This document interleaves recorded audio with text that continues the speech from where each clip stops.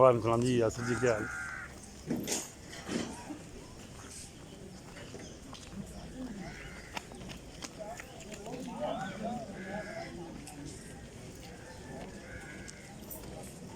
और जी अपनी सुनाओ जी, अच्छा ठीक है ना जी, खैरियत?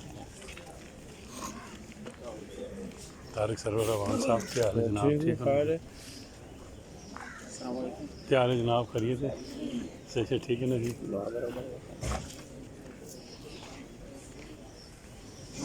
अस्सलाम वालेकुम जी, फैसल नकीब साहब, क्या हाल है जी? अस्सलाम वालेकुम मोहम्मद भाई, क्या हाल है? ठीक है जी, सही ठीक है।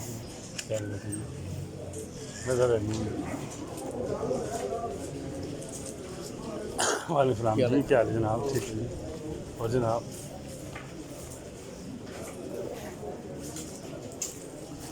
अस्सलाम वालेकुम, क्या हाल है? सही ठीक है।